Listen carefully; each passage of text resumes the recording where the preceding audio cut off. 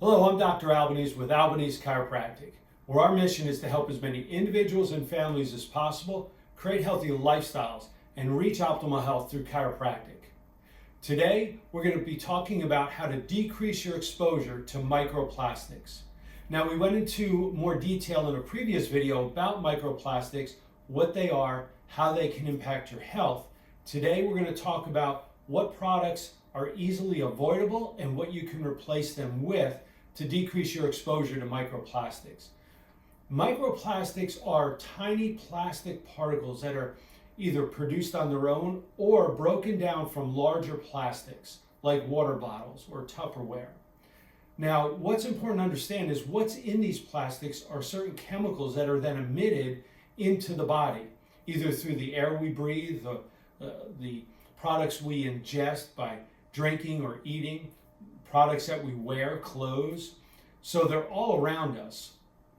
And so what's important to understand are these chemicals within the plastics. Chemicals that are known as bisphenol A, bisphenol S. We oftentimes hear bisphenol A as BPA. Some plastics are BPA free. We'll get into that in a minute. And then there are chemicals called forever chemicals. These are chemicals that don't leave the body for decades and decades. You know, when you eat an apple, your body can identify the apple and say, oh, this is what we need to do with the apple. We're supposed to eat it, so the body knows what to do with it. But plastics are not meant to be ingested or inhaled. So the body doesn't know what to do with it. And that's why these chemicals bioaccumulate. They build up within the body. Some of these forever chemicals are phthalates, pre and polypropylfurfural. These chemicals are dangerous. They can cause problems within reproductive systems, digestive systems within the brain. They are now doing a lot more studies to see how they can negatively impact your health. But today we're going to focus on where do we find microplastics and nanoplastics in the products we use, and how can we replace them with better alternatives. So let's talk about that a little today. Let's start with single-use plastic bags. These are bags that you may find at the grocery store when you're putting your produce into small plastic bags, or the bags that you carry your groceries out to the car with. So instead of using single-use plastic bags, we can use paper bags or reusable small bags that you put your produce in, small mesh bags. These bags are very easy to find. You can buy them on Amazon. They're very inexpensive. You can buy about a dozen of them for about $12, $14. Ziploc bags are another one that's easily replaceable. We replaced all our Ziploc bags with silicone reusable zip bags. Again, on Amazon, we found them about a dozen of them for about $10, $12. Disposable straws. You can replace the disposable straws with steel, glass, bamboo. Plastic water bottles. Now this is a big one because so many people use plastic water bottles. First and foremost, plastic water bottles should never be heated or kept in the car or in the sun for long periods of time, and they should only be used once. I was surprised as I was talking to people about how many times they refill these water bottles. They're only supposed to be used once, and then you discard them. Plastic water bottles can be replaced with steel or glass reusable bottles, things like Yetis and things like that.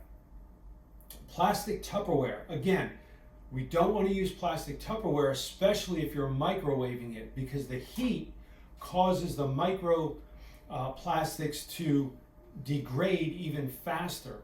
And with the plastic water bottles, we don't know how they've been delivered to us. In other words, were they sitting in a storage container in Florida or Arizona for a week, heating up and degrading before they even get to us? But plastic Tupperware, we can replace that with glass containers very simply and very easily. Non-stick pots and pans, you can use ceramic or stainless steel. Plastic cutting boards. This is an important one because every time you cut a vegetable or fruit or anything on a cutting board, you're making a little nick into the plastic, which emits more microplastics. So you can replace plastic cutting boards with wood or glass or stainless steel. Sea salt is another one. Why? Because we get it from the sea. And there's millions and millions of pounds of microplastics floating in the ocean. So replacing that with Himalayan salt or kosher salt. Disposable coffee cups. This is another one because the coffee is heated up. So it causes the release of more microplastics and more of the chemicals within microplastics. Replacing that with just a traditional coffee mug or a steel thermal mug. Another thing to do, making sure you dust and vacuum regularly. The reason for that, about 39% of the dust particles in homes are microplastics. So using a vacuum with a HEPA filter is very effective. Also, cosmetics that contain polyethylene and polypropylene. When you hear words like that, those have microplastic beads within them. And those are products that you're putting right on your body, on your skin. So they're going to obviously affect you very quickly as they get into your body. So replacing them with organic or natural products would be very helpful. So these are just some of the products that I wanted to share with you because they're products that we use very regularly and very frequently. You're never going to eliminate your exposure to microplastics, but you can certainly decrease your exposure. And decreasing your exposure by replacing commonly used items with the ones that we mentioned is a great start.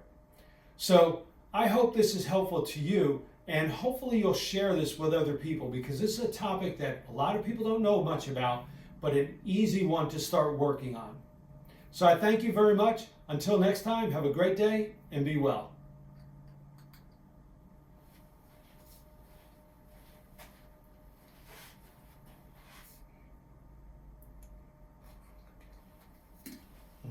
Let's see.